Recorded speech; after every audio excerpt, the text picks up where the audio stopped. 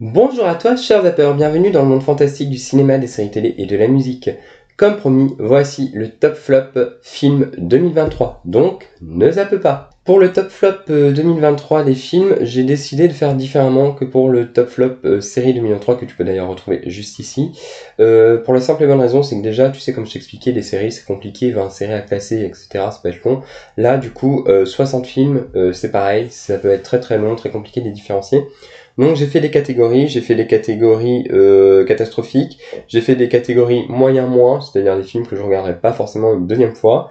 J'ai fait la catégorie des moyens plus, donc des films que j'ai appréciés, que je pourrais revisionner, mais qui sont pas non plus extraordinaires. Donc généralement c'est des films situés entre 10 et 14 sur 20. Et puis après j'ai fait une liste de films que j'ai bien aimés, enfin voilà, bien aimés et excellents, voilà. Donc j'essaierai de te dire où est-ce qu'on en est au fur et à mesure du classement. Dans ces 60 films, il y a du rattrapage de films, d'anciens films que je n'avais pas vus, et bien sûr il y a des nouveautés 2023. Le bilan quand même de l'année 2023 avant de commencer, je le trouve quand même assez faiblard. Franchement, il y a plein de films qui m'ont déçu. C'est vrai que quand j'ai repris ma liste des films 2023 que j'avais, enfin des films de mon classement que j'ai noté sur cette feuille, ben, je me suis rendu compte qu'en fait, heureusement qu'il y avait des rattrapages parce que l'année 2023, j'ai vraiment pas adhéré à beaucoup de choses. Je suis d'ailleurs assez inquiet pour le cinéma à venir parce que quand je vois les films qui ont cartonné au box-office, je me dis quand même qu'en termes de qualité, on est quand même sur des choses assez médiocres et c'est pas très rassurant pour la suite. Donc bon, on aura peut-être l'occasion d'en reparler quand je citerai les titres. On commence tout de suite avec les films exclus du classement parce que je n'ai pas pu les voir. Donc il y a Evil Dead Rise que j'ai très envie de voir parce que j'avais beaucoup aimé je sais pas, le reboot d'Alvarez. Il y a Donjons et Dragons que j'ai pas vu. Bon, celui-là j'en attends pas grand-chose, mais a priori les critiques étaient plutôt bonnes. 65 La Terre d'avant. Bon alors celui-ci je m'attends au pire. The Fablesman, bon, j'adore ce Spielberg, mais j'ai pas eu le temps de le voir, donc celui-là, je pense que je serai pas déçu. Anatomie d'une chute m'appelle beaucoup. Le règne animal également. Napoléon, je suis assez mitigé. The Whale, que j'ai très hâte de voir. Wonka, bon, à voir. J'ai l'impression que c'est assez mitigé aussi. Et Milady, la suite des Trois Mousquetaires d'Artagnan. Voilà, ces films-là seront pas dans le classement parce que je n'ai pas eu le temps de les visionner. On commence avec les films catastrophiques de cette année. Et là, par contre, je n'ai eu aucun mal à mettre en dernière place Arthur Malédiction. Donc c'est un rattrapage et c'est un nanar. Franchement, déjà, partir du postulat qu'il y a un fan absolu qui collectionne tous les objets, il doit y en avoir quand même très peu sur cette terre, parce qu'on peut pas dire que la trilogie Arthur ait quand même fédéré beaucoup de gens, même s'il y a une attraction au Futuroscope, voilà, ça s'est quand même terminé dans un silence quand même relativement calme. Enfin, dans un silence calme, mais oui, bien sûr. Donc voilà, vous avez compris l'idée. Donc Arthur Malédiction, voilà, c'est mal joué, c'est mal écrit. Honnêtement, j'ai tenu 10 minutes devant, on dirait que ça a été fait par AB Productions, donc voilà, c'est une catastrophe. C'est une 60e place méritée, il n'y a rien à sauver dedans, enfin en tout cas de ce que j'en ai vu. J'avais pas envie d'aller plus loin, j'ai arrêté le massacre en fait. Mais j'avais... En fait, maintenant quand j'aime plus, je coupe, hein, parce que ça sert à rien de continuer. Toujours dans les catastrophes, nous avons en 59e position My Dear Fucking Prince. Donc c'était un film sorti cette année, par contre paru sur Prime Video, qui raconte en fait une romance entre deux hommes, dont un hautement placé au niveau société parce qu'il est prince, voilà.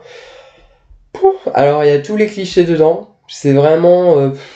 on a l'impression d'assister à un téléfilm, c'est vraiment nul de chez nul. Enfin vraiment, c'est un nanar total, la mise en scène, enfin il y a rien à sauver, le jeu d'acteur est mauvais, l'histoire, il y a tous les clichés qu'on peut trouver, enfin qu'on peut imaginer dedans, les personnages sont pas attachants, enfin bref, il y a rien à sauver dans ce film. Je m'attarderai pas plus de sang dessus, mais My Dear Fucking Prince, c'est vraiment une horreur, donc une catastrophe. Dans les autres catastrophes de cette année, pareil, il s'agit d'une nouveauté qui s'appelle Winnie the Pooh Blood and Honey.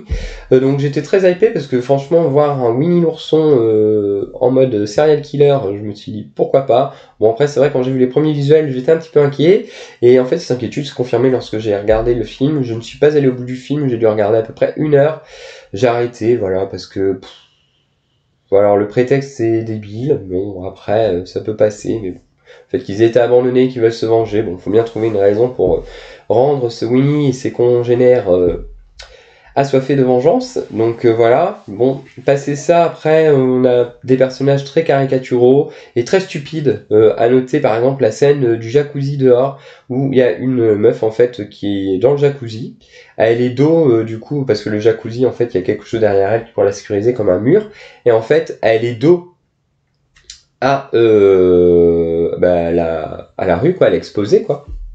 Elle entend des bruits, elle se retourne et puis elle voit Winnie l'ourson donc derrière et du coup elle s'inquiète un peu mais en fait la meuf elle lui tourne le dos. Au lieu, je sais pas, bon déjà moi je me casse et puis si j'ai le choix de rester dans le jacuzzi, je m'arrange à au moins avoir l'énergumène à vue quoi pour pouvoir me carapater s'il y a besoin. Non même pas. Elle reste de dos et puis bien entendu tu te doutes que ça va pas bien se passer pour elle. Donc voilà, ce film est débile, c'est nul. Donc je sais qu'il y a un film d'horreur qui va sortir sur Mickey, j'espère que ça va pas être la même chose.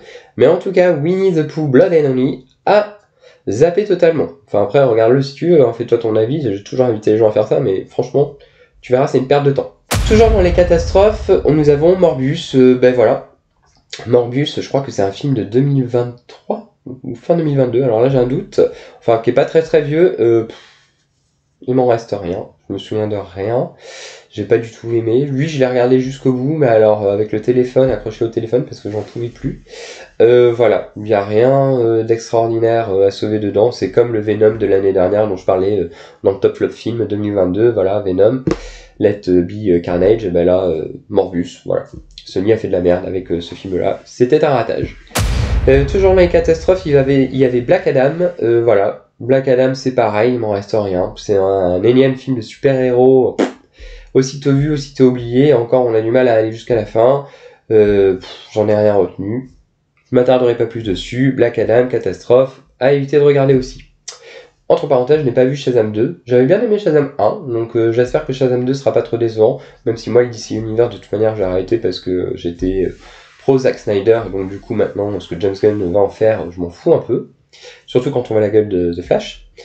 Donc voilà, en parlant des catastrophes, tiens, justement parlons de The Flash. The Flash, une horreur visuelle, c'est dégueulasse. J'en ai déjà parlé juste ici, donc tu peux retrouver ma critique complète, donc je vais pas m'attarder trop dessus. Mais voilà, le film est dégueulasse visuellement. Y a que Michael Keaton qui sauve à peu près le truc. L'histoire n'a ni queue ni tête. C'est un film vraiment catastrophique. Et quand on voit le matériel de base, Flashpoint, Paradox, il y avait quand même de quoi faire un super truc, et ça n'a pas été le cas. En effet, ça aurait pu être l'occasion de faire la transition entre le Zack Snyder Universe et puis l'univers de James Gunn. En fait, c'est un ratage total. Donc voilà, Flash à éviter. Dans les catastrophes visionnées cette année, oui, il y en a pas mal hein, quand même. Hein. Ouais, je pense qu'il y en a à peu près une petite dizaine, un peu plus. Nous avons Sonic 2. Voilà. Bon, Sonic 2, Jim Carrey en roue libre.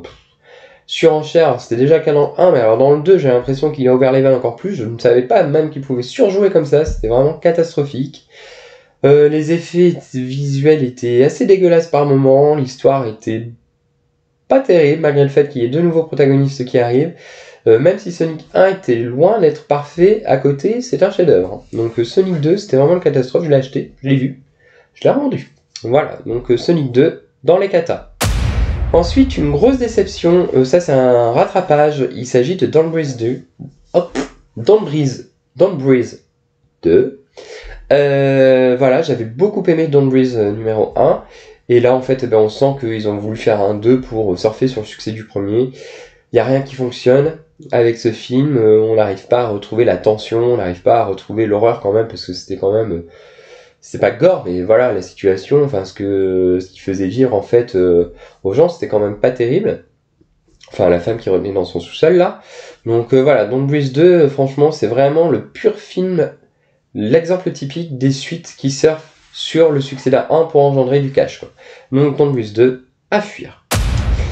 Ensuite, nous avons le film Smile, toujours dans les catastrophes. Le synopsis avait l'air intéressant. Les premières minutes, ça allait, puis en fait, on se rend compte que le film a pas grand chose à raconter, on a du mal à développer sa mythologie, ça reste un film en somme assez lambda, et en fait, aussitôt vu, aussitôt oublié, il m'en reste pas grand chose, j'ai pas de souvenir de plan qui m'ait marqué, Le jeu d'acteur était pas mauvais, mais après, il y a rien qui m'a retenu sur ce film. Donc, par contre, j'ai hâte de voir La Main aussi. C'est vrai que j'en ai pas parlé dans les films que j'ai pas vus. La Main, j'ai hâte de le voir. Il sera dans les rattrapages certainement de l'année prochaine. Mais en tout cas, Smile, c'est pas un film que je conseille et que je mets aussi dans les catastrophes. Alors ensuite, je vais me faire des amis. Non, je pense qu'il divise beaucoup le film dont j'ai parlé. Dans les catastrophes, on va parler de Barbie. Barbie, c'est une horreur. Ce film est vraiment nul. L'univers de Barbie au début, en fait, on voit rien quasiment de l'univers quand on voit. Si on prend le temps de regarder, en fait, on reste tout le temps au même endroit dans l'univers de Barbie. Tout le reste est très peu exploité. C'est pas très développé en fait en termes de mise en scène. C'est pas très recherché. Tout est donné au début quand on la voit prendre sa douche, faire son café, quand on voit la vie qu'elle mène. Un petit peu, c'est très court déjà en termes de temps. Et après, du coup, on voit pas grand-chose de Barbieland, quoi. Et alors après, c'est encore pire quand on arrive dans le monde des humains. Les humains sont complètement gogoles. Le message passé, je trouve, enfin, n'a rien de subtil, c'est à vomir. Enfin, moi, j'ai pas du tout adhéré avec les propos de ce film. Donc vraiment, Barbie, ça a été... J'avais pas été le voir au cinéma parce que j'étais très méfiant sur le film, donc je l'ai rattrapé en l'achetant en 4K. J'ai vraiment peiné à aller au bout, c'est pareil, j'étais sur mon téléphone. Je suis allé jusqu'au bout. J'avoue que j'ai décroché quand même, je suis plus grand chose à la fin, ça m'intéressait plus du tout.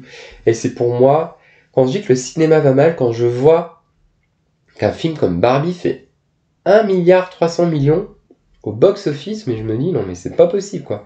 C'est un film horrible. Et à côté on a Mission Impossible qui se prend un gadin comme monumental face à une daube pareille qu'est Barbie. Donc bref, Barbie, horrible, à fuir. Toujours dans les catastrophes, alors là c'est plus une question de goût. Moi c'est un rattrapage, j'avais jamais vu ce Walt Disney, je suis fan de Walt Disney, et c'est vrai que j'avais jamais vu Dumbo, le dessin animé, et j'ai pas du tout aimé. Autant Dumbo, le remake live, je l'avais plutôt apprécié, autant le dessin animé j'ai pas accroché, j'ai trouvé ça très très long, j'ai pas trouvé l'animation très jolie, j'ai pas trouvé l'histoire captivante, le film dure un peu plus d'1 heure, mais alors j'ai trouvé que c'était long. C'était long, nom de Dieu. Donc voilà, Dumbo, c'est un Disney que j'aime pas. Il y en a très peu, mais c'est vrai que celui-là en fait partie. Ensuite, je pense que je vais pas me faire d'amis puisque je vais parler d'un rattrapage et qui est un classique pour beaucoup. Mais je pense que, comme moi en fait, quand je découvert certains films, quand j'étais ado, dans les années 90, j'ai un attachement pour ces films. C'est vrai que quand je les revois, j'ai tendance à dire que c'est des super bons films, alors que des fois, si on prend un peu de recul quand même, on se rend compte qu'ils sont pas si bien que ça.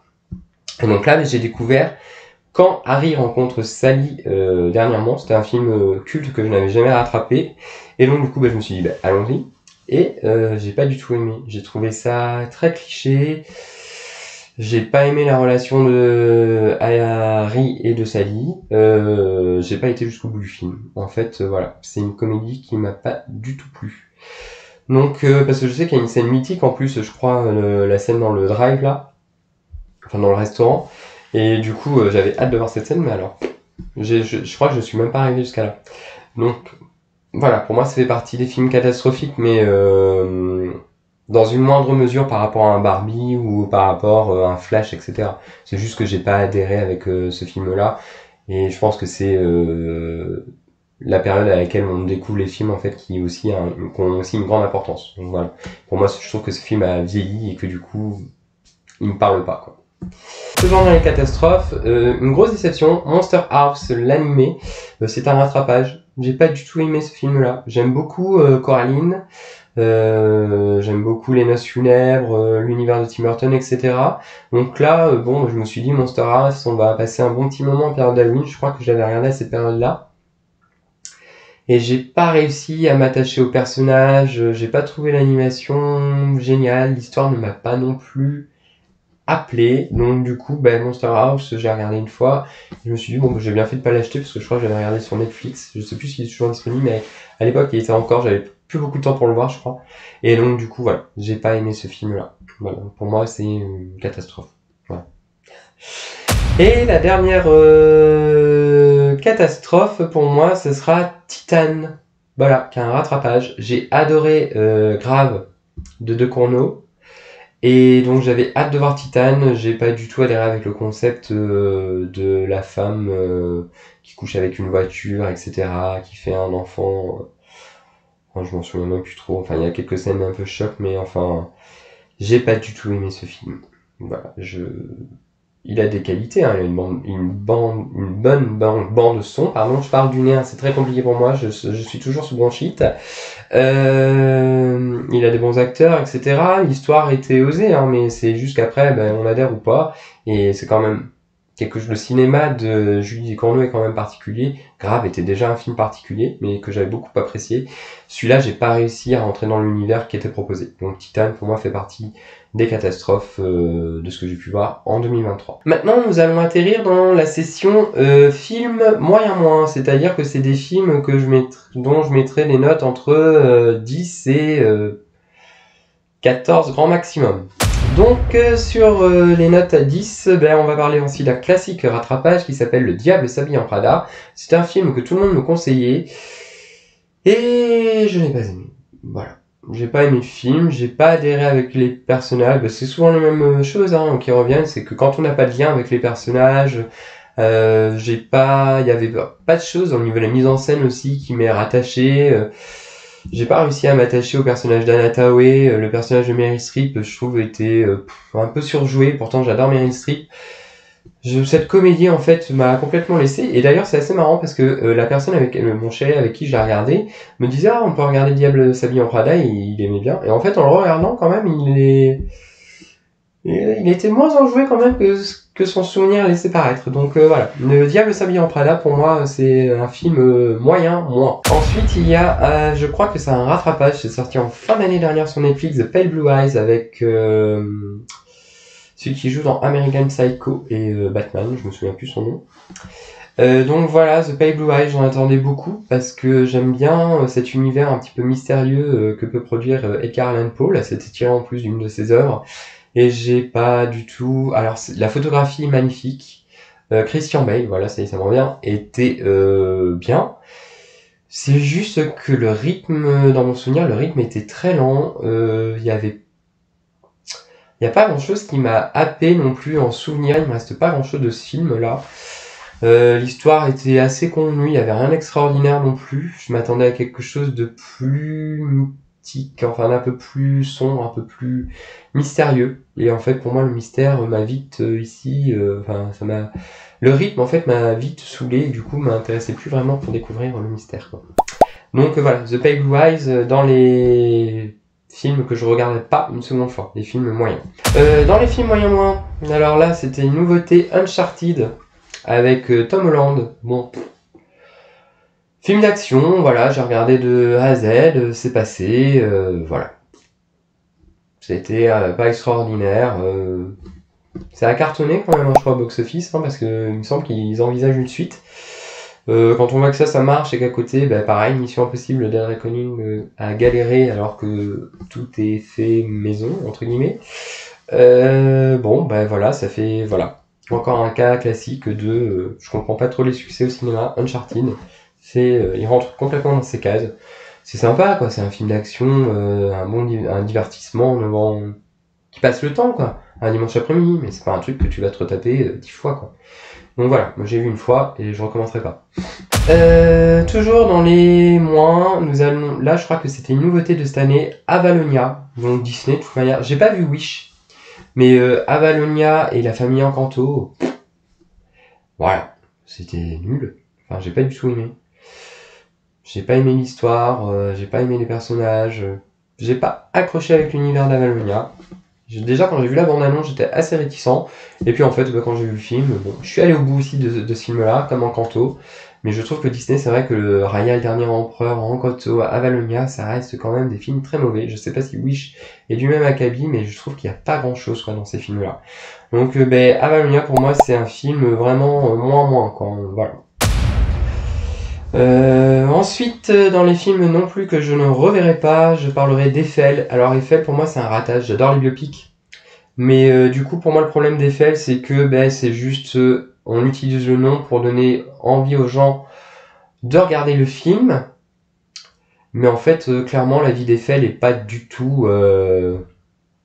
quasiment pas racontée. En fait, il y a une amourette enfin, il y a une histoire d'amour qui se greffe à ça. Mais moi, ce qui m'aurait intéressé, c'est de voir réellement dans quel contexte a été construit la Tour Eiffel, quels obstacles il a rencontrés, enfin, parce qu'on se doute bien qu'un projet comme ça se fait pas d'un claquement de doigts, quoi.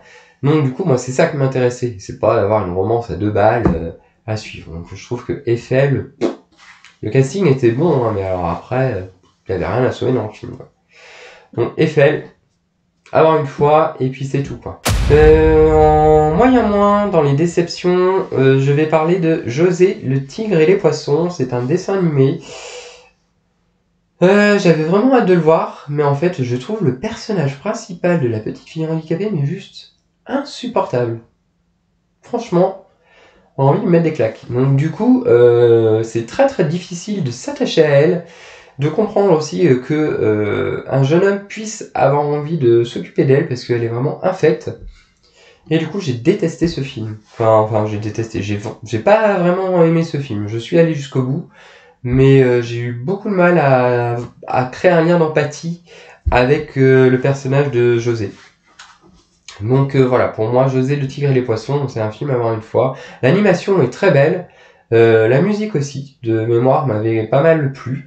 Mais alors après, du coup, j'ai pas du tout aimé les traits de caractère du personnage, d'un des personnages principaux. Voilà. Dans les films moyen moins toujours, et là je vais pas me faire des amis parce que je sais qu'il est dans le top de beaucoup de gens. Oppenheimer. Alors pareil, j'aime les biopics, y a pas de souci. Sauf que en fait il y a 3 timelines. Le sujet est quand même, moi le sujet de la bombe atomique c'est quand même un sujet qui m'est inconnu. J'ai entendu bien sûr parler de la bombe atomique, mais je ne connais pas son histoire, je ne connais pas l'histoire du créateur. Et je trouve que mettre 3 timelines, franchement, c'est complexifier la narration pour pas grand chose en fait. C'est comme si on prenait la série de Tchernobyl et qu'on la mettait complètement en vrac. J'adore la série de Tchernobyl et je trouve que le fait d'avoir une timeline relativement linéaire, ça permet quand même de bien assimiler tout ce qui s'est passé, tout ce qui a été mis en place après pour contenir l'accident, etc. Là, dans Oppenheimer, j'aurais aimé avoir une chronologie linéaire, voilà, sans différentes timelines. Ça n'a pas été le cas, moi au bout d'un moment, ça m'a saoulé. L'image est très belle, la bande-son est très belle, les acteurs sont très bons. Là-dessus, j'ai absolument rien à dire, donc je ne dirais pas que c'est un mauvais film. C'est juste un film que moi je n'ai pas aimé, que je ne me retaperai pas une seconde fois, parce que c'est 3 heures, je crois, et je trouve que c'est trop long, trop long, trop long, trop long. Et moi, ça m'a perdu, en fait. Au bout d'un moment, ça m'a complètement largué. Donc, Oppenheimer, je me le referai vraiment pas. C'était pas de la bombe pour moi, quoi. Dans les films moyen moins, toujours, donc, on va parler de James Bond, Mourir peut attendre, que j'ai rattrapé. Bon, il m'en est pas resté grand-chose. J'ai bien aimé la fin, quand même, le fait que... Enfin, ce qui arrive à Bond, j'ai trouvé ça plutôt sympa. L'antagoniste était correct, celui qui était joué par l'acteur qui joue dans l'excellente série là, Mr. Robot.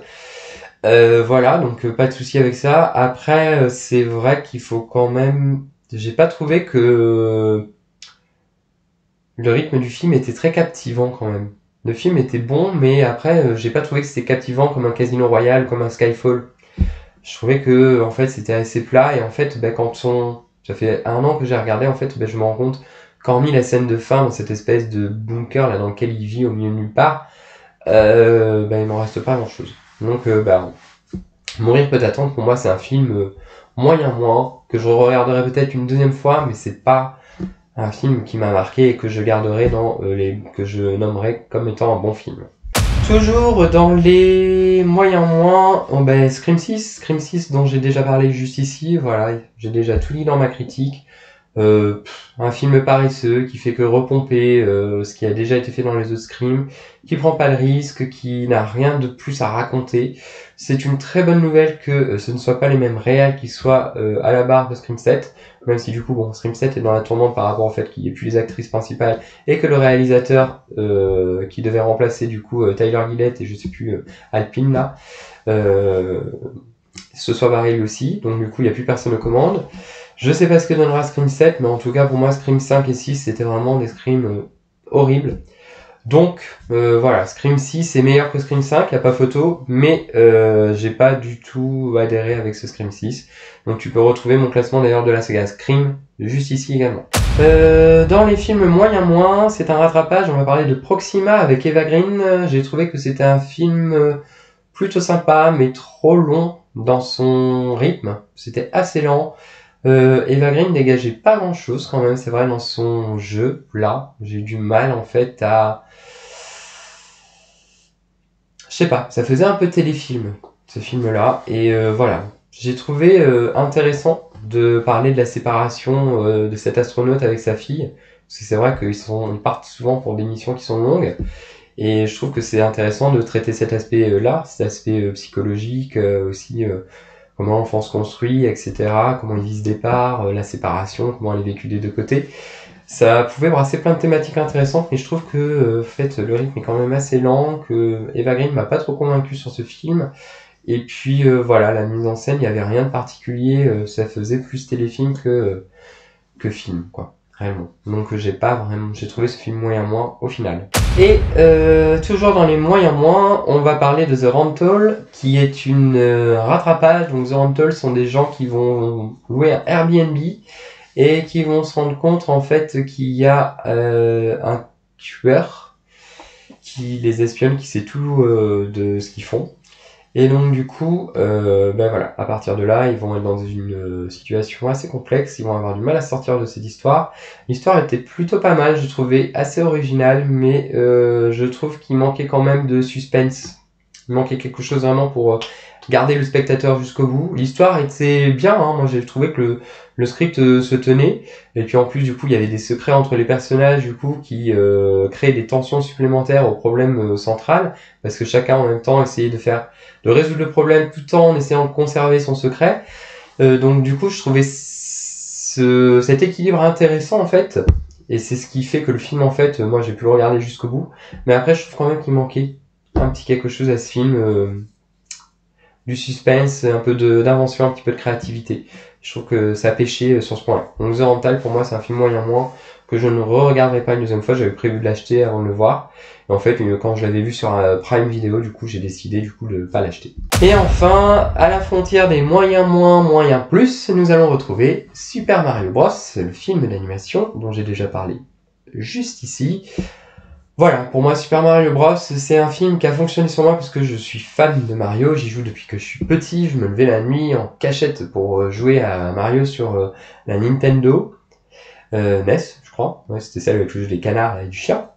Voilà, j'aimais bien Super Mario NES, après Donkey Kong, après sur la Wii, enfin voilà quoi, sur la 64 aussi. Donc voilà, Mario, j'ai toujours grandi avec, mais pour moi, ce film, en fait, exploite mal ses personnages, exploite mal le potentiel de son royaume. Pour moi, en fait, c'est juste... On a créé une histoire de sorte à se dire, attends, alors en créant cette... faut qu'on crée cet événement pour pouvoir faire référence à ça, en fait. Et donc, en fait, ben, c'est une succession de scènes, bien sûr, ça crée une histoire cohérente, hein, y a pas de souci là-dessus. C'est une succession de scènes, après, qui se suivent, qui forment un tout, qui forment un film cohérent, dynamique, voilà, y a pas de souci. Mais par contre, je trouve qu'il n'y a pas de profondeur réellement au niveau des personnages. On cherche pas à approfondir un environnement plus spécialement qu'un autre. Si on prend l'environnement de Luigi qui fait écho à Luigi Mansions, en fait, il entre dans le château. Moi, j'aurais aimé partir un peu plus à l'aventure avec lui, etc. Ça s'arrête parce qu'il se fait capturer. L'environnement avec Donkey Kong est quand même assez limité. Là, le combat entre Donkey Kong et Mario. Voilà. Mais par contre, il y a plein de clins d'œil avec Mario Chat, etc. Donc voilà, c'est ça, ce sont des références, mais en fait, ça reste toujours très cloisonné. C'est assez paresseux, en fait, dans ce que ça propose. Donc voilà, pour moi, Super Mario Bros, j'ai passé un bon moment devant, c'est un bon 12 sur 20, parce qu'il y a des références, l'animation était sympa, bien que je trouve quand même que, pareil, l'animation des visages, on ressent pas beaucoup d'émotions concernant les personnages. Voilà, le personnage de Peach qui refuse d'aider Mario, pareil, cette séquence d'entraînement pour moi est une séquence prétexte en fait à justement encore introduire encore des références pour gaver en fait le spectateur de ce qu'il est venu chercher. Donc voilà, c'est justement encore pour moi une inquiétude par rapport au cinéma, c'est qu'en fait aujourd'hui dès qu'on fait des films qui sortent sur la nostalgie des gens, comme No Way Home, maintenant Super Mario Bros, mais il y a aussi Stranger Things qui a quand même beaucoup perdu en qualité pour moi. Je trouve que dès qu'on brasse ça, en fait, les trois quarts du temps, il y a un gros succès, parce que quand même, Mario, ça a été un gros succès au box-office, No Way Home également. Putain, franchement, ça reste quand même des films qui sont en somme moyens, voire pas très bons pour No Way Home, et qui engendrent quand même des millions quoi au box-office, et je trouve ça quand même assez inquiétant pour la suite quoi. Je trouve que les gens sont pas très regardants et qu'on a juste à leur ajouter un doudou et ça fait quoi. Donc moi aussi hein, j'ai été voir Mario parce que j'attendais ça, mais c'est vrai que quand je suis ressorti de la salle, j'étais content parce que j'avais pris mon shoot de souvenirs, d'adrénaline par rapport à ça. Mais il m'en restait pas grand chose quoi, au final sur l'histoire. Donc j'aime pas trop ce tournant quoi. On est en train de remplacer les films de super-héros en fait qu'on cartonnait par ces espèces de films doudou, là, de réconfort pour les gens, qui sont un petit peu en manque, là, qui veulent retourner un petit peu dans les années 80, dans leur enfance, dans ce qui leur procurait du plaisir, et du coup je trouve ça un peu nocif quoi. Donc voilà, Mario, ben, on reste dans les moyens moins, les films que je regarderai pas 50 000 fois. Je pense que je le revisionnerai une deuxième fois, mais voilà, c'est pas un truc sur lequel je m'attarderai 10 000 ans quoi. On reste, oui non, en fait j'avais dit qu'on finissait les moyens moins, mais en fait non, je me rends compte qu'on reste encore dans les moyens moins. On va parler de The Creator, qui était une grosse attente pour moi. Gareth Davis, j'ai adoré son Star Wars Rogue One, donc forcément j'étais très pressé de voir The Creator et j'ai été quand même assez déçu. La photographie, pareil, était belle, il y avait eu de belles séquences, les acteurs étaient plutôt bien. Après, j'ai eu du mal avec le message du film, dont je me souviens plus trop d'ailleurs. J'en ai parlé ici, je t'invite à revoir ma critique, tu comprendras pourquoi j'ai trouvé ce film moyen. Mais voilà, en fait, c'est pas un film, je le re-regarderai une deuxième fois, mais c'est pas un film, j'ai été très déçu en sortant. Toujours dans les films moyens, on va parler de Gueule Noire. Gueule Noire, j'en avais déjà également fait une critique sur ma chaîne, tu pourras la retrouver. Une déception, voilà, je trouve que les lieux sont mal gérés, on a l'impression d'être tout le temps au même endroit, alors que quand même le réseau a l'air quand même assez grand. Le réseau de grottes là dans lequel ils évoluent, ça a l'air d'être assez grand, et en fait, ben, moi j'ai l'impression qu'on est tout le temps au même endroit, que donc l'environnement est pas très très bien exploité, la créature non plus, la tension... Il n'y a pas vraiment de tension de générer. Les personnages sont pas hyper non plus bien développés. Et puis il y a aussi quelques incohérences dont j'ai déjà parlé dans ma vidéo, donc je t'invite à la regarder, je vais pas refaire 10 minutes là-dessus. Donc voilà, pour moi, Gueule Noire, ce fut une déception. Allez, et on clôturera les déceptions les moyens moins, vraiment cette fois, avec Thanksgiving d'Eli Roth, dont j'ai déjà parlé également, tu peux retrouver ma critique. Je trouve qu'Eli Roth, c'est un bon Green Inferno, Hostel 1, Hostel 2, c'était vraiment des films avec un suspense. Bon, c'était gore, mais il y avait un suspense, et je trouve qu'il a perdu de sa superbe dans le Eli Roth. Avec Thanksgiving, on est quand même sur quelque chose, on sent sa patte, mais alors, on a l'impression qu'il a du mal à faire avancer le truc, à se renouveler, à créer une tension, à créer aussi quelque chose peut-être de gore, parce qu'on aurait pu avoir un slasher gore, tu vois. Mais là, en fait, non, il n'y a rien de tout ça. Ça reste, à part le meurtre du trampoline, je lis, mais sinon le reste, c'est assez oubliable. On reste sur un slasher quand même qui est assez lambda. On retrouve les codes d'Eli Roth, mais voilà, c'est juste, on a l'impression qu'il a recoché ses cases, quoi. Qu'il s'est dit, alors, mon cinéma, il est comme ça, on retrouve sa patte, mais il n'y a pas de touche en plus, il n'y a pas ce truc en plus qui fait que Thanksgiving pourrait être un super film. Donc voilà, il va y avoir un 2, je pense, mais pour moi, Thanksgiving 1, je le revisionnerai, et c'est pas un slasher que j'ai trouvé exceptionnel. Nous arrivons maintenant dans les films moyen plus, donc là, on va taper dans les films vraiment autour du 14, enfin, un bon 14. Je vais parler du film The Lighthouse, qui est un rattrapage avec, comment il s'appelle, celui qui joue dans Twilight, Robert Pattinson, et William Dafoe. Ce film est très chaud, en fait. C'est vrai que ce film est très chaud, parce qu'il a vraiment une aura particulière, mais il a des plans qui sont sublimes, les acteurs... ce duo d'acteurs est vraiment te tient jusqu'au bout. Je suis pas sûr d'avoir tout compris au film, mais j'ai été captivé jusqu'à la fin. Et en fait, c'est un film que je regarderai en fait pour essayer de ressaisir des choses, réappréhender les choses, etc. Je trouve que la musique est superbe, ce noir et blanc, enfin les contrastes et tout ça, enfin la lumière aussi qu'il y a dans le film est vraiment très jolie. J'ai bien aimé ce film. C'est vrai que j'ai trouvé ce film intéressant à suivre et je le redécouvrirai avec grand plaisir. Voilà, même s'il est très space et que mon ami ne le regardera pas avec moi par exemple. Mais moi en tout cas, je me referai bien l'aventure. Dans les rattrapages, c'est une sortie 4K que j'ai acheté en steelbook, le King Kong avec Jessica Lange. J'ai trouvé qu'il était plutôt pas mal, voilà. Je trouve que le remake qui a été fait d'ailleurs par celui qui a fait Le Seigneur des Anneaux, Oh, Peter Jackson, voilà, était assez fidèle. J'ai plutôt bien aimé l'histoire, voilà. Le remaster du 4K était plutôt pas mal. L'histoire est touchante, la relation entre Jessica Lange et King Kong est touchante aussi, même si j'ai une préférence pour le King Kong de Jackson. Mais c'est pas un film qui m'a déplu, et c'est un film que j'ai gardé, que je revisionnerai. Peut-être qu'un jour je me ferai le visionnage de ce vieux King Kong et du plus récent avec Peter Jackson, enfin de Peter Jackson. Mais c'est un film que je te conseille de voir, en tout cas pour ta culture cinématographique, parce que même s'il a vieilli, il reste correct. Enfin, il avait de bons effets spéciaux pour l'époque, je trouve. On ressent vraiment pas mal de tension quand Kong est traqué.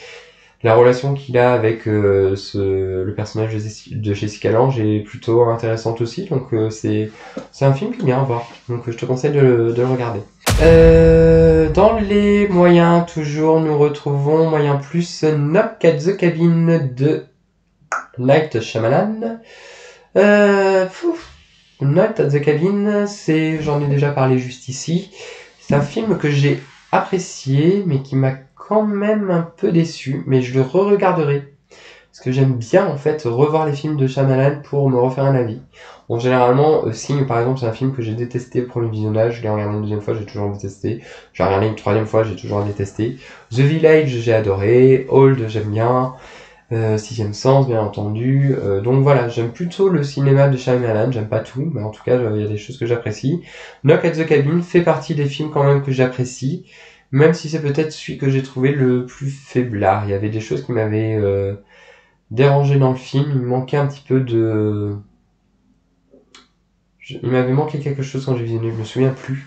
Très clairement, parce que c'est vrai, quand tu regardes un film il y a un an, je prends pas forcément des notes sur tout, c'est pour ça que j'ai des critiques à chaud, pour que vraiment avoir une critique à chaud et faire un rendu vraiment propre de ce que j'ai ressenti sur le moment. Je sais que c'est un film que j'ai apprécié moyennement, mais voilà, j'avais bien aimé les acteurs, j'avais bien aimé le concept, le doute qui était semé aussi dans la tête du spectateur, par rapport à toutes aussi ces théories du complot, etc. Enfin, je trouvais que c'était intéressant de jouer sur ça.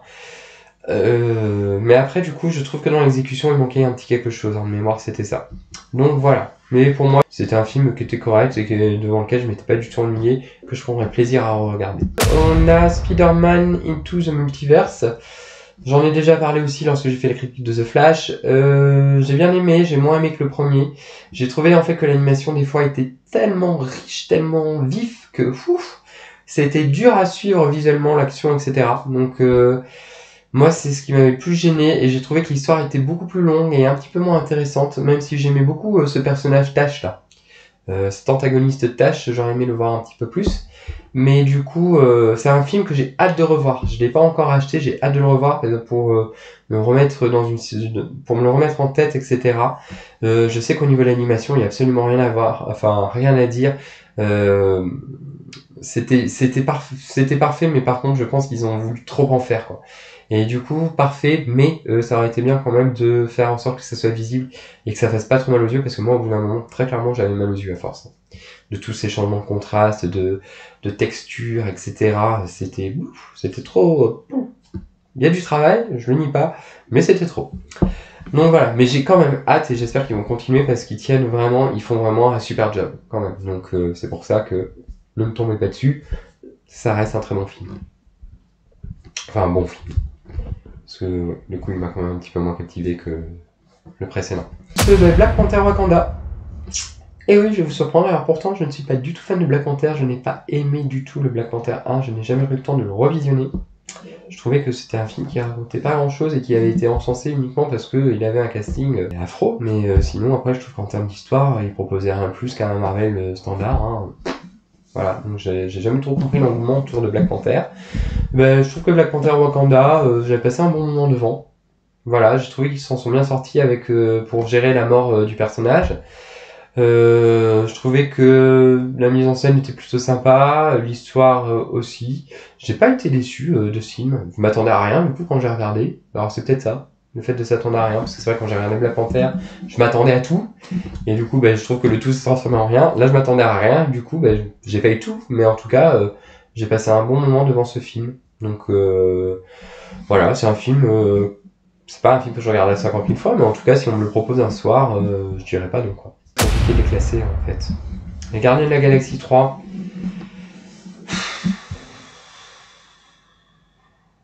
j'en ai déjà parlé juste ici. Je trouve qu'il n'y a pas de prise de risque. Voilà. Voilà tout ce que je pourrais dire. On l'encense aussi parce que voilà, ça traite d'un sujet très dans l'air du temps, la maltraitance animale. Bon. Oui, bien sûr, la maltraitance animale, c'est mal, bien sûr, faut que les gens prennent conscience de ça. Mais de là à encenser le film pour ça, le film prend quand même pas beaucoup de risques. Ça marche, hein. Moi j'ai cru que... Quand j'ai cru qu'il allait mourir réellement, j'étais vraiment scotché. Quand j'ai vu qu'ils l'ont fait revenir, tout est retombé, quoi. Tout est retombé. J'ai été déçu de l'affrontement final parce que le méchant, je trouve qu'il est en carton. Et puis le fait que Star-Lord ne meure pas à la fin. Je me dis voilà, on se garde encore un atout, une botte secrète en main, en cas où si on n'arrive pas à lancer le Marvel. S'il y a besoin de faire revenir les gardiens, qui est quand même une licence bien aimée des gens. Voilà, les gardiens, Iron Man, c'est des valeurs sûres. Donc on la garde sous le coude et puis on prend pas le risque de tuer Star-Lord. Au cas où on aurait besoin de le faire revenir. Donc du coup, je trouve que ça désamorce tout ce qu'il y a autour. Voilà. Et puis il y a des choses qui sont un petit peu maladroites comme la relation avec Gamora. Je trouve que c'est pas très bien écrit, c'est pas très subtil, c'est un peu forcé. Voilà, c'est un film, voilà, un 14 et encore, je suis gêné à 14-13, quoi. Voilà, on est sur des films qui sont moyens, quoi. Buzz l'éclair, bon, ce film s'est fait lyncher, moi je comprends pas trop pourquoi, je trouve qu'il a quand même un bon visuel, l'histoire était intéressante. J'attendais rien de ce film parce que moi je suis pas spécialement fan de la saga Toy Story, c'est pas que je la trouve mauvaise, c'est juste que j'ai pas d'attrait pour cette saga. Mais du coup, j'ai regardé Buzz sans attente et je pense que c'est peut-être ça qui a fait que du coup, j'ai plutôt apprécié. J'ai trouvé l'animation chouette. Euh, j'ai pas été. Il y en a qui ont reproché le côté woke. Ça m'a pas choqué. Je trouve que Disney a fait bien pire avec des séries comme Willow, par exemple. Donc, j'ai pas trouvé que là, Buzz faisait entrer dans ces cases-là. Moi, je trouve qu'il s'est fait un petit peu tirer dessus injustement et je trouve que le film tient la route. C'est pas le meilleur Pixar, mais ça reste un film agréable à regarder du début à la fin. Donc voilà, qui a des belles scènes. Voilà, enfin moi j'ai bien aimé cette histoire de manière générale. Donc voilà, Buzz, bon film. Mais là oui, je lui mets un bon 14 sur 20 sans rechigner. Nous allons parler de Chicken Run 2.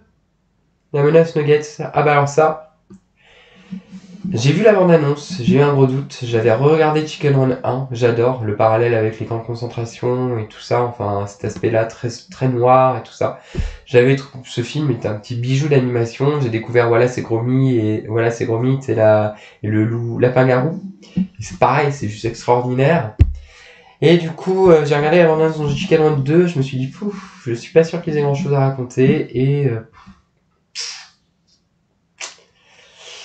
en termes d'ambiance, on n'y est plus. On a clairement perdu en termes de qualité. L'animation est belle.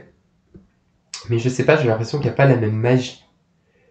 J'ai l'impression que ça fait plus synthétique. Enfin, ça fait moins pâte à modeler, je trouve, que sur Chicken Run 1 et sur Voilà c'est Gromit. Il y a un truc visuellement, je trouve, qui a perdu en superbe.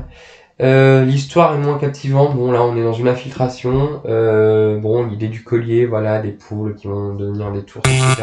Je trouve que c'est moins sombre. Je trouve que ça raconte plus grand chose. Je trouve que, ouais, vous avez plus grand chose à raconter comme moi, tu vois, en ce moment sur ce film-là. J'ai pas grand chose à dire. Chicken Run 2, la menace Nuggets, c'était un film, voilà, réussi en termes d'animation quand même, hein, mais voilà, ils ont essayé de proposer quelque chose d'autre. On peut pas leur enlever. Mais c'était pas à se taper c'était loin du chef-d'œuvre qui est Chicken Run 1, quoi. Chicken Run 1, pour moi, c'est un bijou d'animation. Voilà, là, on est quand même en dessous avec un 14, quoi. Pareil, pas plus. Voire un 13. Et puis, on va finir dans les moyens moins. Avec Charlie mon héros, qui est un rattrapage. Donc, c'est un film de Don Bluth. Parce qu'en fait, les films de Don Bluth commencent à ressortir en Blu-ray, remasterisé. Ils ont fait Fievel et Le Nouveau Monde, qui est juste excellent. Ils ont fait Charlie mon héros, donc que j'ai trouvé très bon. Enfin, que j'ai trouvé que c'était un bon film, voilà, pas très bon, un bon film. C'est vrai comparé à Fievel ou Brisby, le secret de Nîmes ou le petit dinosaure et la vallée des merveilles, on est quand même en dessous. Charlie mon héros. Mais je trouve quand même que c'est un film qui a une histoire hyper attachante. L'animation est plutôt réussie. L'histoire est originale quand même. Enfin, ça sort des contes classiques qu'on pouvait trouver à l'époque chez les Disney. Voilà, il y a un côté quand même plus noir, plus sombre, plus mature aussi pour les adultes.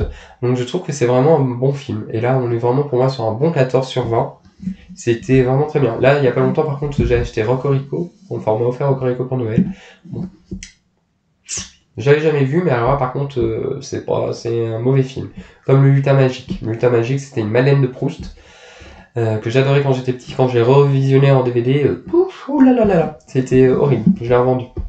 Donc voilà. Mais ouais, vraiment, Don Bluth, Charlie mon héros, Brisby, le secret de Nîmes, qui n'a pas été encore remasterisé en Blu-ray, mais j'espère qu'ils vont le faire. Le petit dinosaure, pareil, ce serait bien qu'on ait une édition digne de ce nom. Et puis Fievel qui est sorti, c'est vraiment des très très bons dessins animés. Donc maintenant, nous allons atterrir dans les bons films, donc dans les films que je mettrai entre 14 et 16. Et nous allons parler de Dallas Buyer Club, qui est un rattrapage. Voilà, j'ai trouvé que l'histoire était très intéressante, c'était bien filmé. Oh, comment il s'appelle l'acteur principal ? Il joue très bien, il n'y avait rien à dire. C'est une histoire que j'ai beaucoup aimée, que je connaissais pas. Donc ce fut un plaisir de découvrir ça. Et voilà, Dallas Buyer Club, c'était un film que je te conseille vraiment de regarder et d'avoir dans ta collection. Toujours dans les bons films de cette année, House of Gucci avec Lady Gaga et Adam Driver. Très bon film, un biopic sur Gucci. J'ai adoré la mise en scène, j'ai adoré le jeu d'acteur de Lady Gaga et d'Adam Driver, ils étaient excellents. Je connaissais pas l'histoire de Gucci, donc du coup, ça m'a pas du tout perdu. Je trouve qu'on se repère très facilement, on arrive à suivre l'intrigue, c'est captivant. Vraiment, c'est Ridley Scott. Pourtant, Ridley Scott, je trouve que il a pas fait les bonnes choses ces derniers temps entre Seul sur Mars, Alien Covenant, et voilà. Et apparemment Napoléon qui divise quand même pas mal.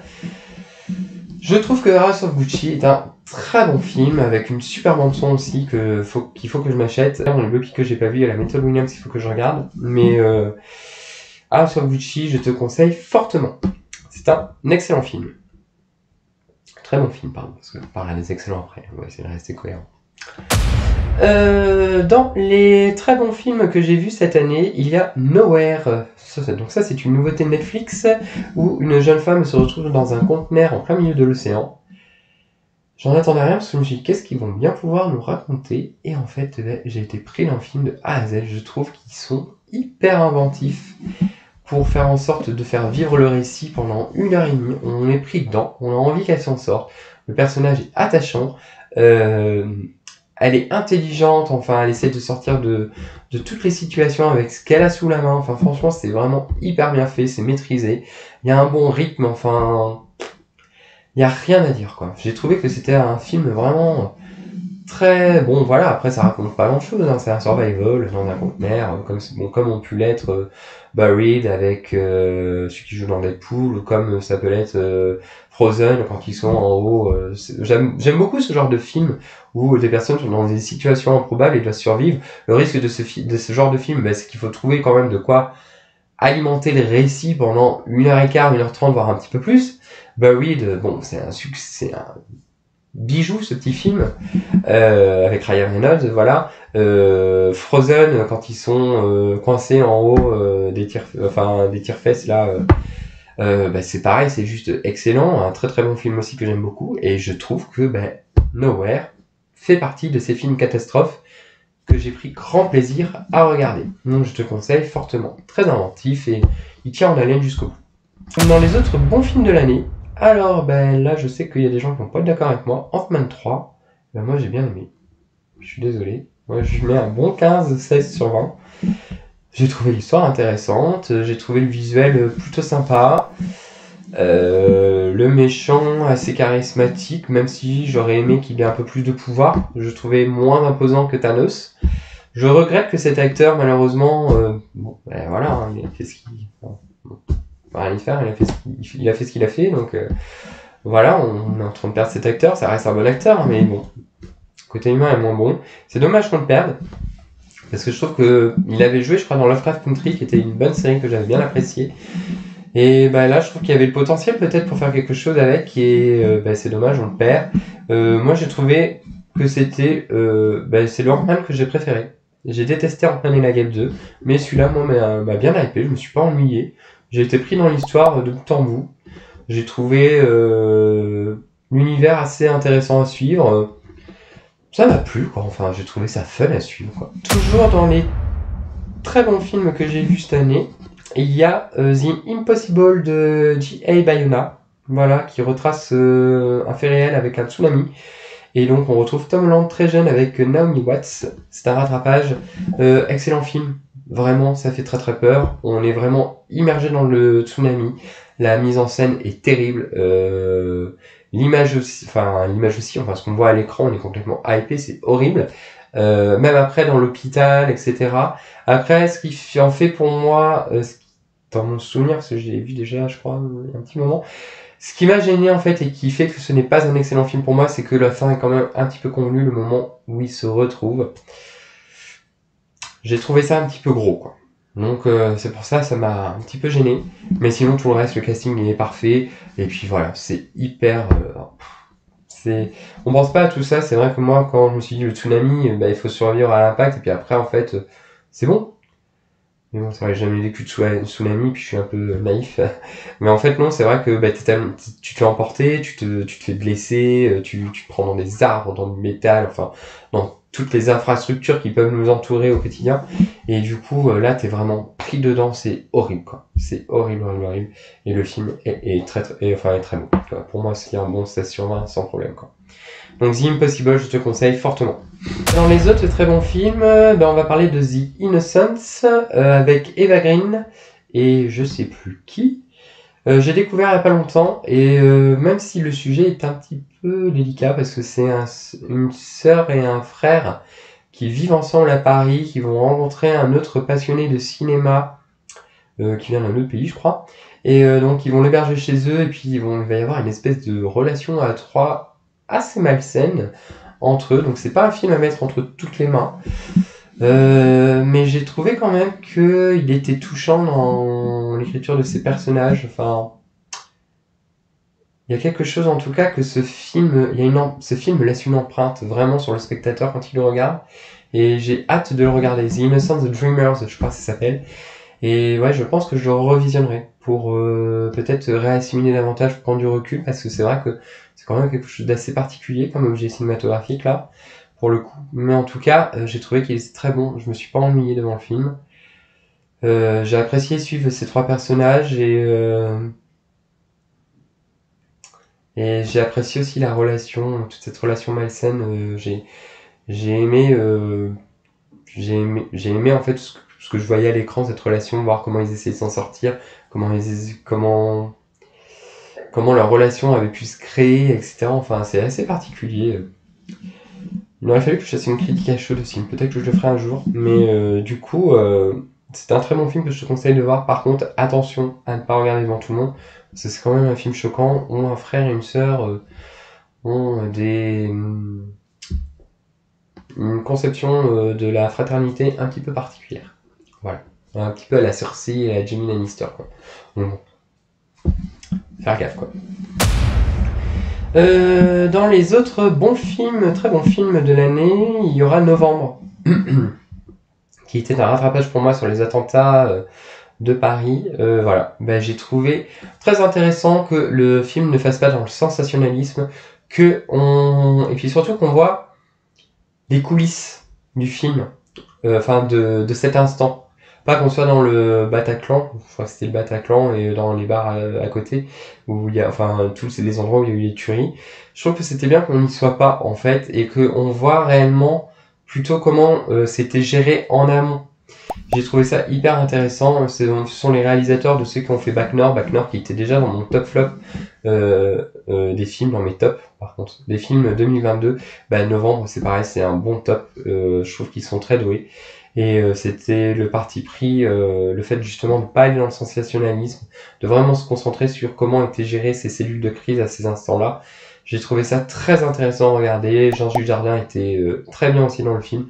Donc vraiment, c'est un film que je te conseille fortement de vendre. Dans les autres bonnes surprises, très bon film de l'année, il y a Green Book, voilà, qu'on m'a fait découvrir, c'est mon ami qui m'a fait découvrir. Très bon sujet. Un homme noir, musicien, qui part en tournée et qui est accompagné d'un homme blanc raciste. Et du coup, ils vont lier ensemble une relation d'amitié, fraternelle, tout ça. Je trouve que c'est un très très beau film, c'est bien filmé, la musique est sympa, il y a une belle image. Ça, j'aime le message véhiculé dans ce film, je trouve. Je me suis pas ennuyé et je regrette pas du tout d'avoir suivi cette recommandation. Et c'est un film que je te conseille fortement de regarder. Voilà. Autre découverte de l'année que j'ai mis du temps à regarder, ça faisait 2 ans que je l'avais. Voire plus. Oh oui, plus. 4 ans. 4 ans que j'avais ce film en DVD et que j'avais pas vu, c'est Joyeux Noël. De Joyeux Noël, je sais plus qui c'est.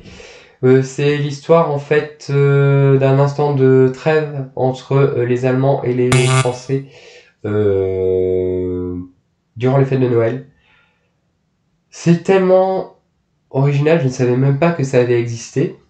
Je trouve ça tellement intéressant de voir d'autres aspects, parce que c'est vrai qu'on a tendance à toujours à voir les mêmes choses en fait sur ces périodes de l'histoire. Et là du coup je trouve ça bien de voir un moment fraternel entre deux pays adverses, entre des personnes qui doivent s'entretuer, et c'est là où on voit justement que la guerre en fait tout ce qu'implique en fait la guerre, et qu'en fait la guerre c'est souvent voilà, ce sont des guerres d'idées qui opposent des hommes qui en fait n'ont pas forcément de raison de faire la guerre, si ce n'est que ils doivent défendre leur pays, ils sont appelés et c'est leur devoir. Donc du coup je trouve ça hyper intéressant ce film-là est très intéressant, est très bien mis en scène, il est très émouvant et c'était un très bon moment, franchement. Je suis content d'avoir découvert ce moment-là de l'histoire. Dans les autres très bons films de l'année, nous allons parler de Mad God. Alors ça, c'est vraiment un film, pouf. Il n'y a pas vraiment d'histoire. C'est un mec qui descend dans les profondeurs de l'enfer, puis on suit son parcours. Il se fait capturer, etc. C'est un monde très glauque, mais franchement l'animation est waouh, c'est tout. Ouais, ça laisse un peu sans voix, quoi. Enfin, ça imprime la rétine, quoi. Donc rien que pour ça, rien que pour l'animation, et puis quand on sait qu'il a mis 40 ans à faire le film, tu te dis waouh, non mais il est hyper connu, hein, Phil Tippett, il a bossé sur Jurassic Park, enfin sur plein de trucs, au niveau des effets spéciaux. C'est son œuvre, il a fait qu'un seul film, hein, si je dis pas de bêtises, c'est son œuvre ultime, s'il a mis 40 ans à la faire. Mais alors, c'est même si ça raconte, j'ai pas l'impression que ça raconte grand chose, encore je suis pas sûr de ça, faudrait que je regarde. Mais ça définit quand même certains travers de nos sociétés, à mon sens, et ça définit tout ce qu'il y a peut-être de plus sombre aussi dans l'humain, etc.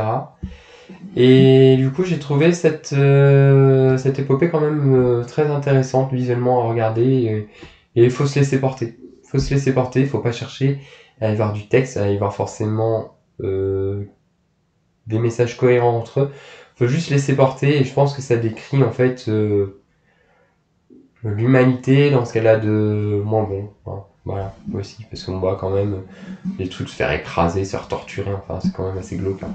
Donc, surtout à ne pas montrer à des enfants.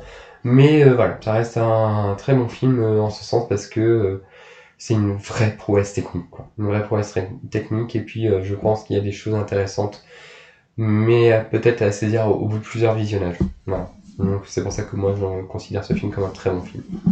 Toujours dans les très bons films, pour moi il y avait D'Artagnan, les Trois Mousquetaires, donc j'ai pas vu Milady la suite qui apparemment est pas bonne du tout, c'est assez inquiétant. Mais en tout cas je trouve que D'Artagnan et les Trois Mousquetaires était vraiment pas mal, le casting était top, je trouvais l'histoire assez bien rythmée. Les acteurs se débrouillaient bien, enfin il n'y avait pas de problème. Moi le seul bémol que j'avais c'était que je trouvais que les mousquetaires étaient un petit peu en retrait. J'aurais bien aimé que le personnage de Porthos et pas celui joué par Vincent Cassel mais l'autre soit plus creusé en fait, qu'ils aient un peu plus de background, un peu plus de consistance. C'est ce qui pour moi empêche le film d'être un excellent film. Et l'autre point aussi, c'était aussi au niveau des scènes de combat que je trouvais aussi, voilà, ça a souvent été dit, mais je partage ce point de vue, ces scènes de combat qui étaient pas très très lisibles. Mais sinon après je trouve qu'au niveau des costumes, au niveau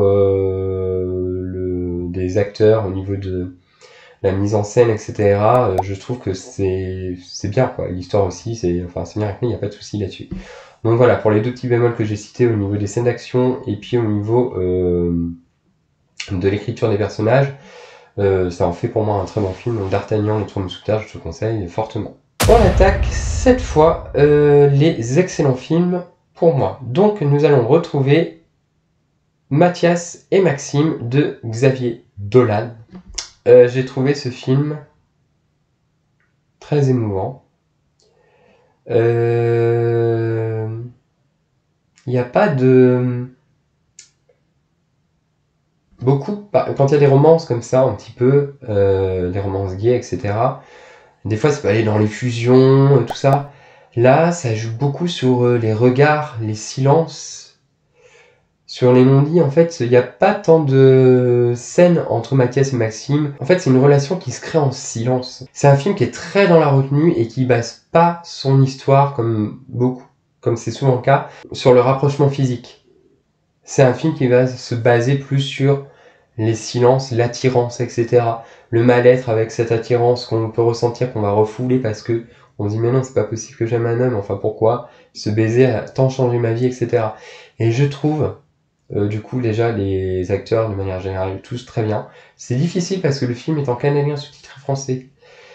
Au début, c'est vrai qu'il parle hyper vite les Canadiens et du coup c'est compliqué avec l'accent vraiment qu'il y a les sous-titres. Et puis après, passer un quart d'heure tout ça, on arrive à s'habituer, c'est plus...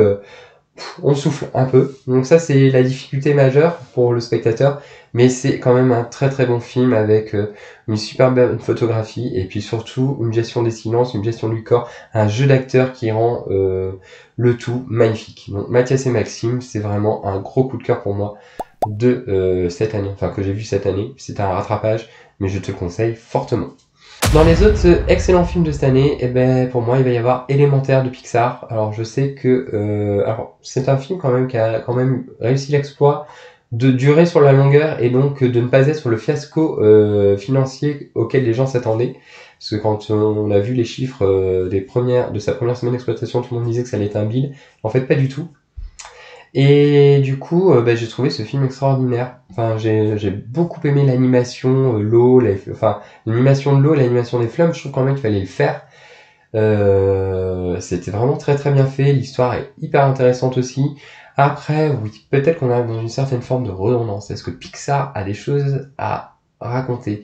Est-ce qu'on ne passe pas au final d'une retranscription à un autre? C'est-à-dire, on parle tout le temps de la même chose, mais on le juxtapose dans un autre environnement. Voilà. Il y a peut-être un peu de ça, c'est vrai, il faut être honnête. Mais en tout cas, pour moi, le film a totalement marché. J'ai adoré suivre les deux protagonistes principaux. J'ai adoré le message de tolérance. J'ai adoré ce Roméo et Juliette un petit peu moderne, ces deux amants que tout sépare, qui peuvent vivre ensemble. J'ai trouvé cette histoire intéressante, en fait, dans les thèmes qu'elle abordait. Je trouve que ça parle à tout le monde, au petit, au grand. L'animation est somptueuse. Voilà, pour moi, il n'y a rien à dire. Élémentaire, heureusement, ce film... quand je vois que Mario a cartonné, putain, ça m'aurait fait chier qu'Élémentaire fonctionne pas, quoi. Parce que je trouve qu'en termes de technique, Élémentaire est quand même bien plus intéressant que Mario. Excusez-moi, mais... Puis même en termes de message... Voilà, pour moi, il n'y a pas photo quoi entre les deux, quoi. Donc j'ai vraiment beaucoup aimé Élémentaire, et c'est pour moi un film que je recommande fortement. Toujours dans les excellents films vus cette année, il s'agit d'un rattrapage que j'ai vu en 4K. Il s'agit de Liaison fatale avec Michael Douglas et Glenn Close. Un bijou, j'ai adoré, il y a une tension incroyable. C'est vraiment un super bon thriller, quoi. Dans la lignée de Basic Instinct, en fait. Voilà, donc j'ai adoré l'actrice Glenn Close dedans. Michael Douglas, même si je connais pas trop ses films, je l'ai trouvé très très bon dedans. D'ailleurs, entre ça et Basic Instinct, il a enchaîné les rôles un petit peu similaires. Donc voilà, je trouve que c'est un très bon film avec beaucoup de suspense. Je regrette, apparemment il y a une fin alternative où elle est pas tuée à la fin, où elle se donne la mort, je crois. Et du coup, ça aurait permis en fait un impact beaucoup plus grand chez les spectateurs et du coup un doute aussi au niveau de la police et tout ça. Et du coup, ben, je regrette que cette fin alternative n'ait pas été sélectionnée à la place de la fin qui a été retenue. C'est le seul bémol que j'aurais à dire. Mais en tout cas, pour le reste, tout est maîtrisé. Il y a un très bon rythme, c'est haletant. Il y a du suspense, enfin, il y a une vraie tension sexuelle et en même temps une tension de danger entre Glenn Close et puis le personnage principal, mais aussi sa famille. Quoi. On sent que c'est une femme qui est complètement frappadingue, quoi. Donc, et puis en même temps, il y a ce sous-texte il y a des choses que le personnage de Glenn Close dit qui sont pas forcément inintéressantes sur le fait des aventures, de prendre, de jeter, etc. Donc je trouve que le sous-texte en plus de ça est intéressant à suivre. Donc c'est un excellent film, je te le conseille fortement. Dans les autres très bons films, il y a eu le biopic Elvis que j'ai adoré, voilà, une super mise en scène. Je ne connaissais pas l'histoire d'Elvis Presley, on comprend du coup d'où vient cette couleur musicale, etc. Et je trouve, j'adore la bande son, elle est excellente. La mise en scène, c'était un petit peu ma crainte parce que c'est le réalisateur de Moulin Rouge. Je trouve que le réalisateur de Moulin Rouge part un petit peu dans tous les sens, c'est trop à chaque fois. Là, du coup, c'était un peu ma crainte. Et en fait, non, c'est bien posé, on arrive à suivre le fil. Peut-être que ce qui m'a manqué un peu, je trouve qu'il manquait quelque chose peut-être au niveau de la vie d'Elvis Presley. On voit ses origines, on voit d'où viennent toutes ses influences, mais plus peut-être au niveau de sa vie privée. De comment il vivait le succès, ça m'a peut-être un petit peu manqué parce que c'est quand même très focus aussi avec le colonel. Et du coup, ouais, c'est vrai que il m'a manqué ce petit aspect-là, mais ça reste quand même un excellent film. Donc je te conseille ce biopic fortement. Dans les autres très bons films de l'année, Mission Impossible, Dead Reckoning. Donc j'ai déjà fait un classement des Missions Impossibles juste ici. Je trouve que c'est un excellent Mission Impossible. J'ai hâte de voir la suite. C'est très haletant. Le scénario est efficace, je regrette que dans la bande-annonce, en fait, on voit à peu près tout ce qui fait le sel du film, dont la fameuse cascade. J'espère qu'ils feront pas ça pour la suite, et j'espère vraiment que la suite sera pas charcutée, enfin qu'il y aura pas des problèmes, étant donné que le film a rencontré un succès assez mitigé en salle. Pour moi, il est meilleur que Fallout. Je l'explique en fait dans mon classement, donc t'as qu'à aller voir le classement directement. Je vais pas tout reprendre, mais voilà, pour moi, Mission Impossible, c'est vraiment le meilleur blockbuster qu'on ait eu cette année. Alors après, je sais qu'il y a des trucs que j'ai pas encore vus, mais en tout cas, de tout ce que j'ai pu voir, c'était ce qui se détachait le plus.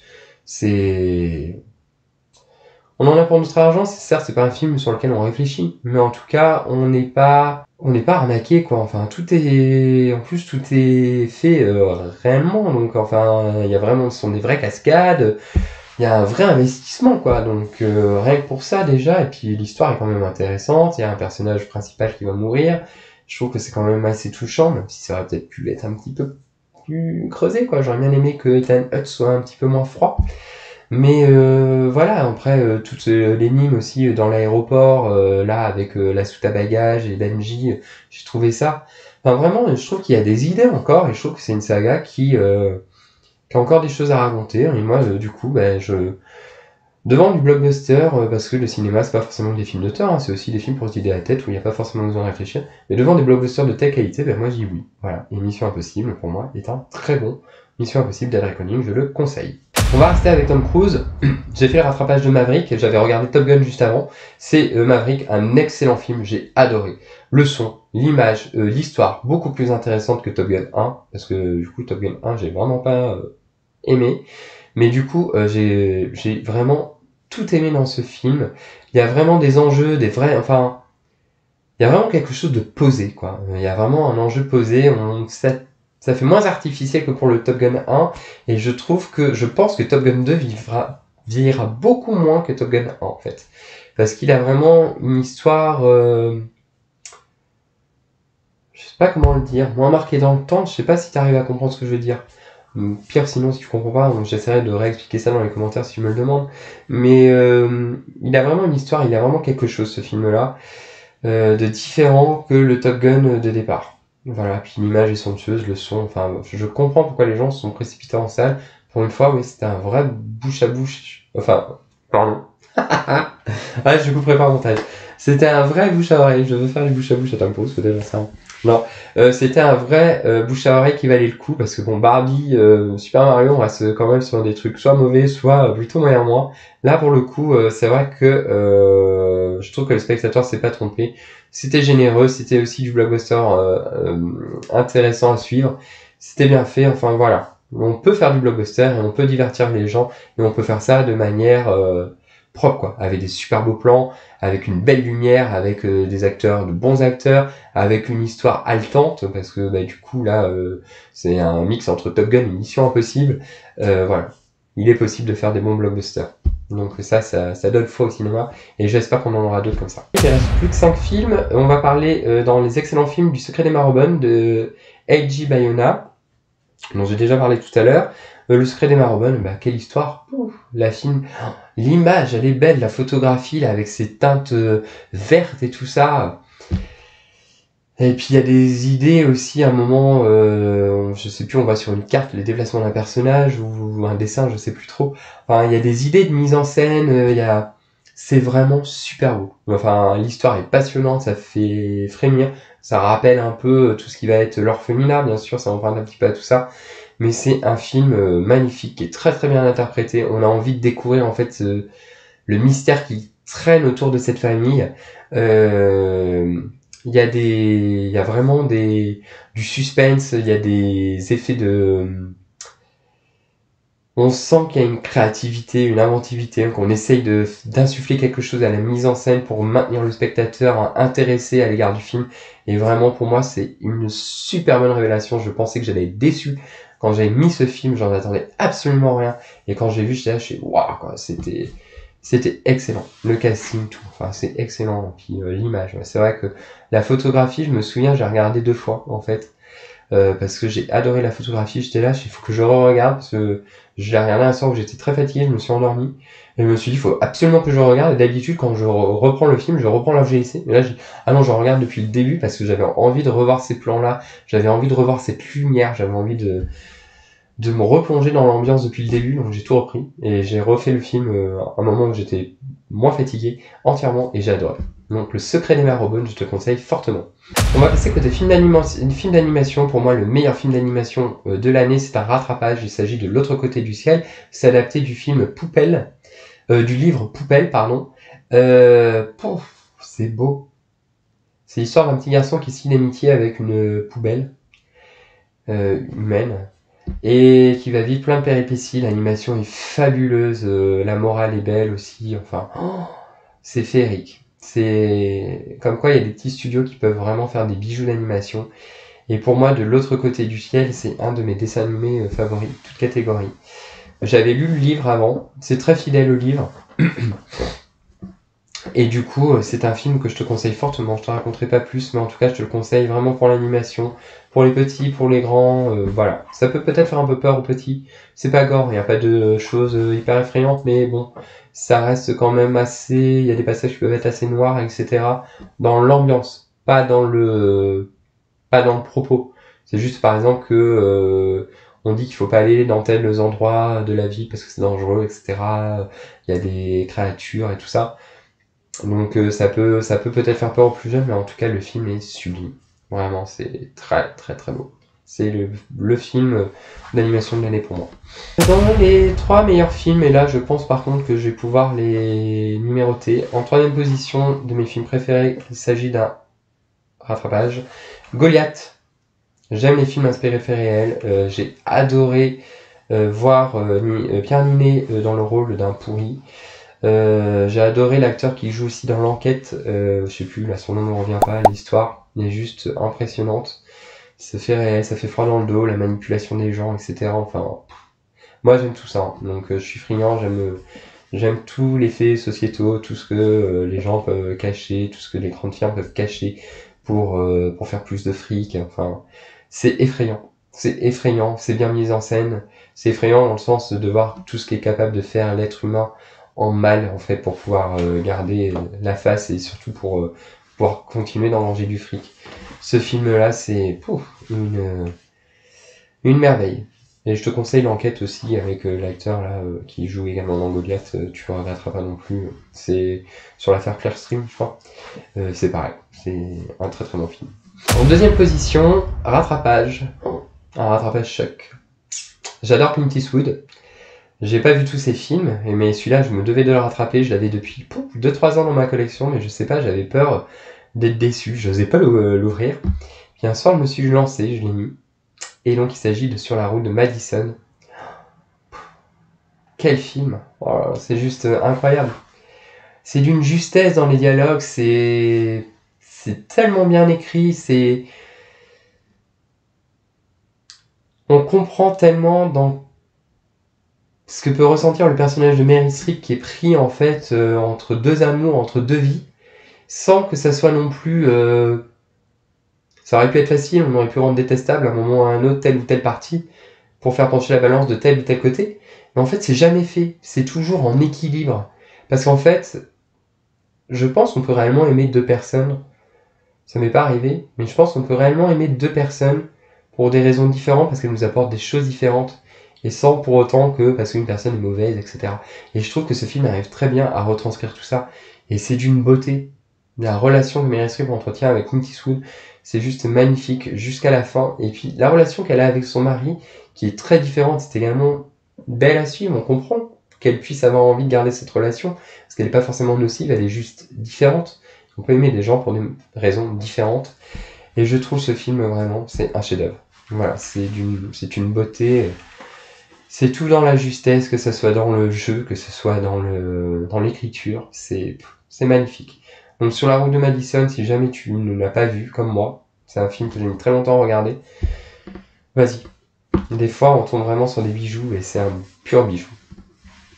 Et en première place de mon classement, il s'agit d'un rattrapage, il s'agit d'un film que j'ai vu sur Prime Video avec un chanteur Harry Styles. Il s'agit de My Policeman. Donc en fait, Harry Styles incarne un policier qui tombe amoureux d'un mec de musée, je crois. Ouais, un mec qui travaille dans un musée. Et comment dire, sans trop dire. Il va y avoir un triangle. Enfin, c'est pas. Je sais pas comment dire. En fait, Harry Styles va sortir avec cet autre homme, mais en même temps, il va entretenir une relation avec une femme. Et du coup, ce qui est intéressant dans ce film, c'est qu'au début, on adopte le point de vue d'un des personnages, et ensuite, en fait, on va revivre une partie de l'histoire, on va revivre les mêmes scènes, mais sous un autre angle. Et c'est très très intéressant. On se doute assez vite dès le début, parce qu'au début, on voit une vieille dame avec deux messieurs. On se doute très vite, en fait, parce que les prénoms, je trouve, tardent à venir, en fait, sur tous. Donc on sait pas trop si c'est les mêmes personnages qu'on est en train de voir, en fait, dans les flashbacks, mais on se doute très fortement que c'est le cas. Mais je me souviens, quand je regardais le film, j'attendais, je surveillais pour voir si c'était les mêmes prénoms dans le passé, pour être sûr de pas faire une fausse route. Mais c'est beau aussi, c'est pareil, je trouve qu'il y a une forme de... J'aime cette histoire d'amour parce que je trouve que la fin, quand la femme décide enfin de partir et de laisser ces deux hommes vivre leur histoire, je trouve que, bah oui, des fois partir c'est la plus belle preuve d'amour que tu puisses donner à quelqu'un que tu aimes. Et je trouve que cette histoire, en fait, elle est belle sur plein d'angles. Il y a du drame, parce qu'il y a un côté très dramatique par rapport à certains événements qui vont se passer. Mais c'est beau et c'est pareil, c'est aussi une histoire, c'est bien filmé, il y a beaucoup de... Les façons de filmer, en fait, les relations en plus sont différentes. La relation entre Harry Styles et la femme et la relation entre Harry Styles et l'homme sont filmées de façon complètement différente.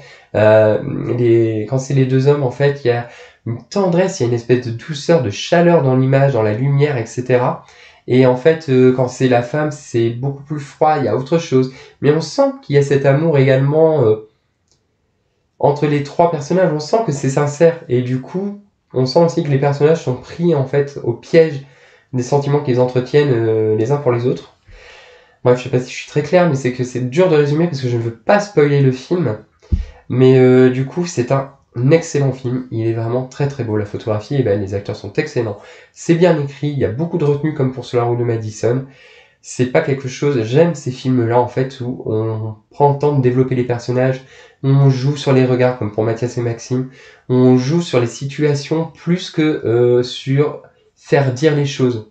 J'aime quand c'est suggéré, quand on laisse le spectateur deviner appréhender les émotions du personnage qu'il est en train d'observer, plutôt que quand on fait dire « Oh, je me sens pas bien », voilà, et qu'on nous le dit, voilà.